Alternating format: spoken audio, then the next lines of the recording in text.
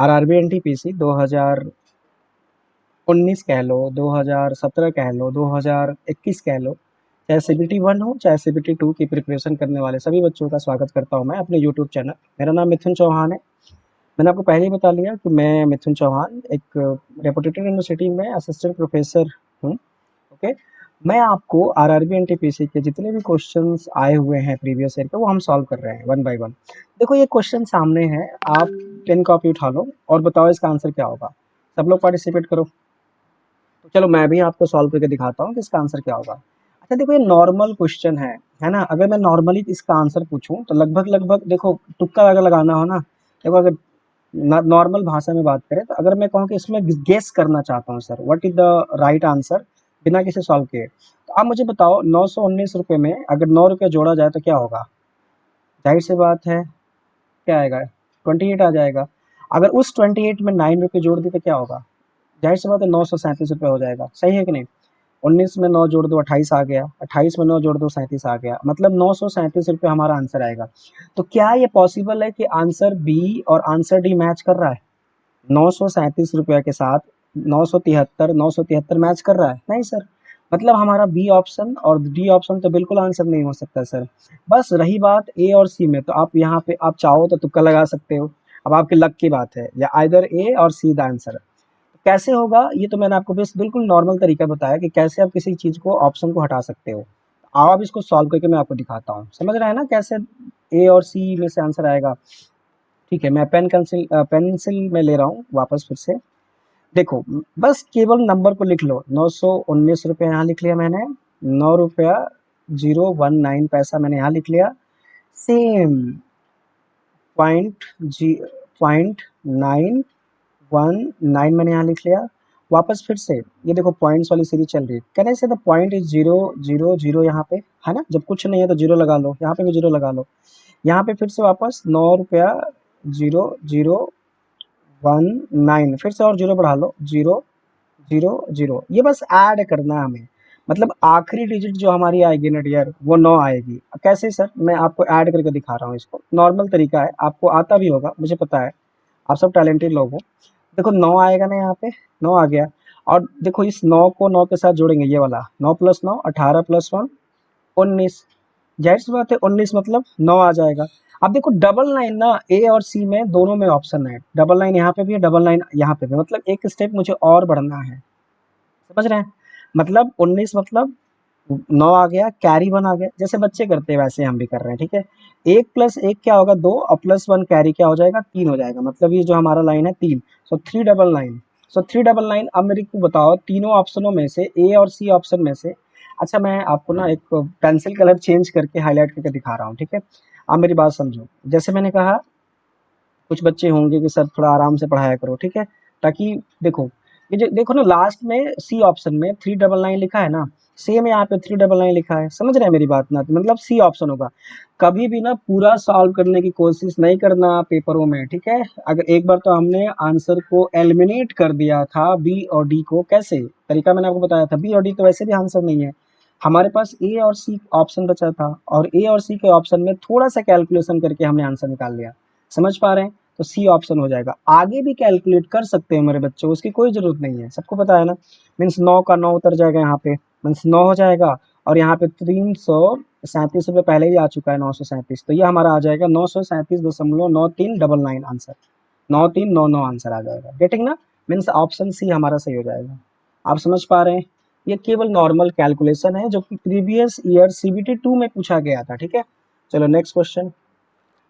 ये देखो हमारे पास ना आरआरबी एनटीपीसी 2021 में सीबीटी 2 हुआ था, जनवरी और फरवरी के बीच में, और मार्च भी था बीच में। ठीक है, तो उसमें ये श्रृंखला दी रखी थी और आपसे ये पूछा जा रहा है कि इसका छठवां पद क्या होगा। तो आप सबको पता है ना, इसमें तीन चीजें होती है। एक होता है एपी, दूसरा होता है जीपी, और तीसरा होता है एचपी।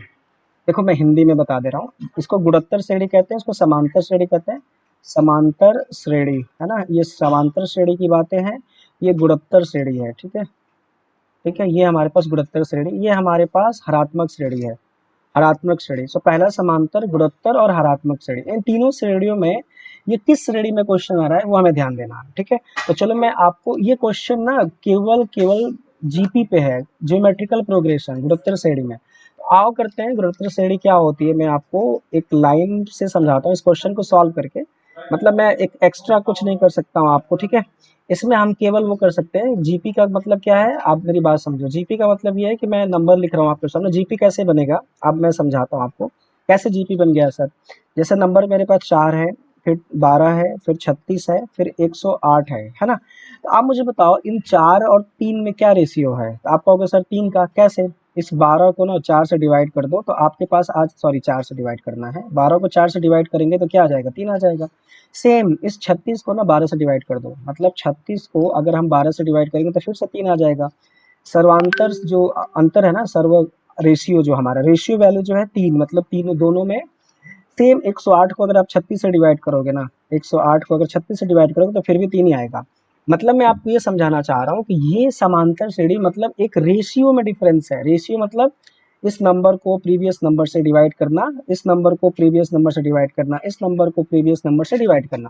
तो जो हमारे पास समांतर श्रेणी जो आ रही है ना, जो सॉरी नॉट समांतर श्रेणी, जो हमारा रेशियो आ रहा है वो हमारी 3 आ रही है। समझ पा रहे हैं।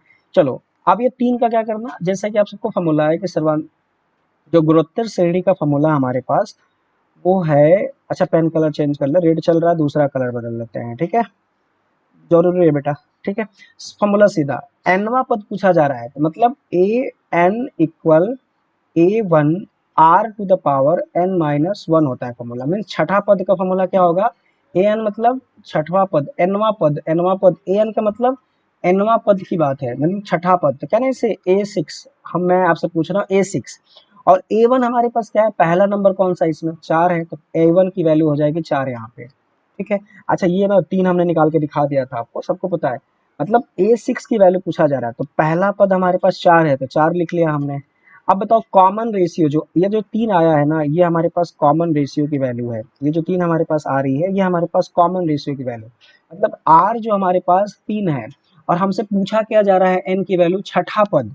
मतलब जो एनवा पद छठा पद लिखा है ना, ये एन की वैल्यू 6 है।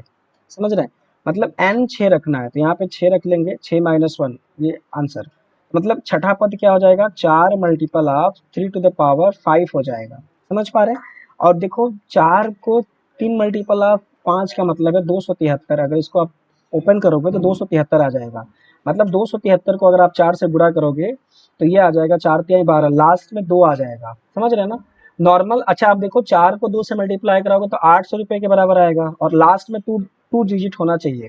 मतलब 4 तिहाई 12, 2 फिर 7 फिर 9, 972 इसका आंसर आ जाएगा, जो कि ऑप्शन डी सही है। आप समझ पा रहे हैं कैसे किया मैंने। तो आप लिख लो एनवा पद का फॉर्मूला जो होगा वो होगा a n equal a one r to the power n minus one, where n is the जो पद पूछा जा रहा है आपसे। समझ पा रहे हैं आप। मैं इसको हाईलाइट भी कर दे रहा हूँ, एनवा पद का फॉर्मूला ये सामने है आपके पास, एनवा पद, ठीक है। ये हमारे पास फॉर्मूला है, ठीक है। और ये हमने इस पर रख दिया वैल्यू। रेशियो कैसे निकाला मैंने आपको सिखाया, आप पीछे वीडियो करके देख लेना, आपको समझ में आ जाएगा, ठीक। चलो अगला क्वेश्चन है। अच्छा देखो ना, ये फिर से प्रीवियस ईयर पूछा गया, मैं आपको कई बार बता चुका हूँ कि ये सब क्वेश्चन प्रीवियस ईयर के हैं। यदि बहुलक और माध्यांक का अंतर 2 है, बहुलक मतलब डायरेक्ट लिख लेते हैं, बहुलक मतलब मूड होता है इंग्लिश में, बट हम हिंदी ही लिख लेते हैं। देखो बहुलक दे रखा है, बहुलक माइनस माध्यांक, मध्यांक का अंतर अगर 2 है, मध्यांक लिखा है क, बहुलक और मध्यांक का अंतर 2 लिखा है, ठीक है। ये 2 दे रखा है हमारे पास। तो अनुभवज संबंध का उपयोग, अच्छा अनुभवज संबंध मतलब समझ रहे हो, एक फॉर्मूला होता है इन तीनों के बीच का रिलेशन। तीनों मतलब फिर से वही बात, थोड़ी सी बात मैं आपको बता देता हूँ क्या कहा जा रहा है यहाँ पे।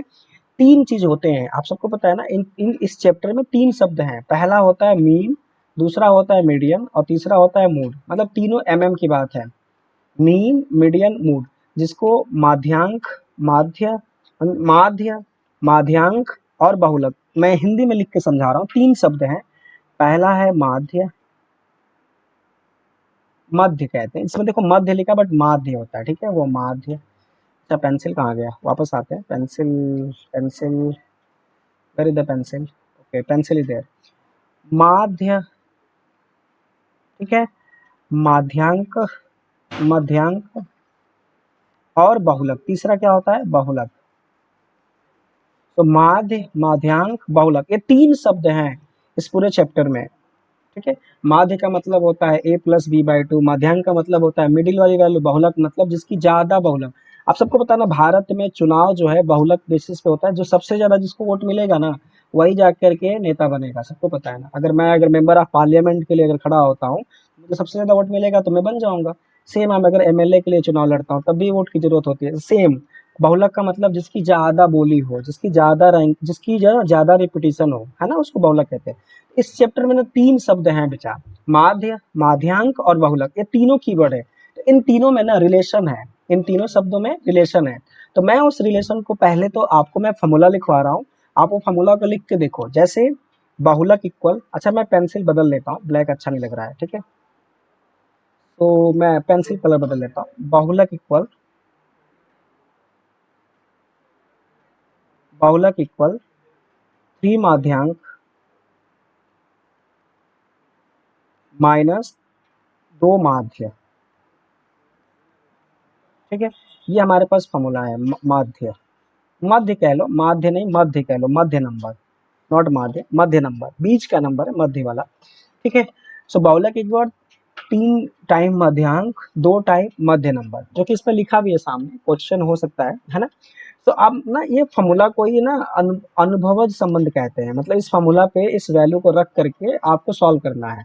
तो इस वैल्यू में रखो, अब मैं इस वैल्यू को ना यहाँ रखता हूँ, मैं बीच में थोड़ा सा कट कर लेता हूँ ताकि आप इसको सोल्यूशन देख लो, है ना, इरेजर लगा दिया मैंने यहाँ पे,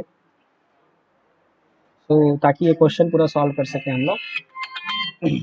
इरेजर है इसमें, ठीक है, मैं सॉल्व करता हूँ। अब मुझे बताओ बहुलक की वैल्यू कितनी दे रखी है यहाँ पे, हमारे पास पहले से ही बहुलक की वैल्यू, अगर मैं खाली आपसे पूछूं ना बहुलक माइनस मध्यांक की वैल्यू 2 है, तो केवल बहुलक कितना हो जाएगा।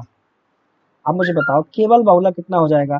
आप कहोगे 2, 2 प्लस सर मध्यांक, मध्यांक, यस सर नो, केवल बहुलक की वैल्यू क्या हो जाएगी, 2 में प्लस मध्यांक जुड़ जाएगा इधर ट्रांसफर करके। तो देखो बहुलक की वैल्यू खुद दे रखा, तो क्या मैं इस बहुलक के जगह पे थोड़ा सा पेंसिल कलर बदल बदल के मैं लिख रहा हूँ, क्या मैं उस बहुलक की जगह पे इस वाली वैल्यू को रख सकता हूँ, हाँ या ना। मुझे बताइए क्या मैं उस बहुलक पे, मैं पेंसिल बदल रहा हूँ थोड़ा सा, क्या मैं इस बहुलक पे, इस वाले बहुलक की जगह पे क्या मैं मध्य इसकी वैल्यू रख सकता हूँ, जाहिर सी बात हम रख सकते हैं। बस मैं रख रहा हूँ 2 प्लस मध्यांक इक्वल 3 मध्यांक माइनस 2 मध्य, है ना, ये हमारा फॉर्मूला है। तो अब ये थोड़ा सा काट लो इसको, समझ लो, एक मध्यांक यहाँ पहले दे रखा है, 2 मध्यांक वहां पे पहले से है, आप समझ पा रहे हैं, यस और नो। तो मध्यांक मध्यांक कैंसिल हो जाएगा, हाँ या ना, मतलब ये दोनों कितना हो जाएगा, आप समझ पा रहे हैं मैं क्या लिख रहा हूँ यहाँ पे। ठीक है, अब मध्यांक को इधर ट्रांसफर कर लो, या तो इसको इधर भेज लेते हैं, माइनस हो जाएगा, इसको इधर, तो मैं क्या हूँ 2 प्लस 2 मध्य इक्वल, ये हो जाएगा 3 मध्यांक, मैं पूरा लिख देता हूँ, मध्यांक 3 मध्यांक, है ना, 3 मध्यांक माइनस ओनली मध्यांक, ये सब। अब इसको आप सॉल्व कर लो नॉर्मल तरीके से, तो अब देखो यहाँ भी 2 आ जाएगा ना, यहाँ पे भी 2 मध्यांक आ जाएगा। देखो मैं कोई भी लाइन आपका ना स्किप नहीं कर रहा हूँ, तो ये जो 2 है ना ये सब में कॉमन आ जाएगा बच्चा, सबको पता है 2 कॉमन आ जाएगा। तो हमसे पूछा भी गया है मध्यांक और माध्य के बीच का अंतर, तो ये मध्यांकवा जो है ना यहाँ पे इसको आपस में घटा लो, मतलब एक हो जाएगा कॉमन, और यहाँ पे हो जाएगा मध्यांक माइनस मध्य, ये तो इसकी वैल्यू का डिफरेंस 1 आ जाएगा, समझ पा रहे हैं, ये हमारा, ये 1 हमारा इसमें आंसर आ जाएगा, समझ पा रहे हैं आप मेरी बात को, ये हमारे पास आंसर आ जाएगा, हमारे पास मध्यंक की वैल्यू 1 आ जाएगी। तो ये केवल फॉर्मूला है बच्चों, इसमें कुछ नहीं करना, आपको केवल सॉल्व करना था फॉर्मूला करके, आप इसको कॉपी पे लिख लो, है ना। चलो अगला क्वेश्चन, ये लास्ट है, इसको आप खुद सॉल्व करो, मैं भी आपकी हेल्प कर रहा हूँ।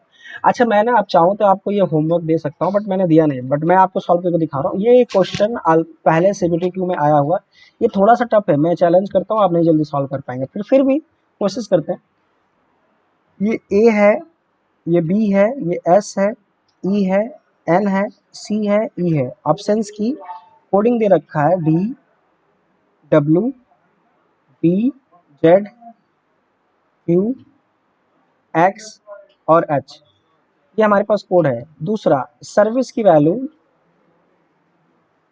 S E R VICE। Service की कोड दे रखा है VZUQLXH, ये हमारे पास कोड है। आपसे पूछा जा रहा है कि बताओ कंसेंट की वैल्यू क्या होगी, कंसेंट का कोड क्या होगा। ये हमारे पास कोड, मतलब इसकी ना अब्सेंस की कोड दे रखा है पहले से, इस अब्सेंस के कोड दे रखा है दिस वन, सर्विस का कोड दे रखा है दिस वन, तो आपसे कंसेंट पूछा जा रहा है।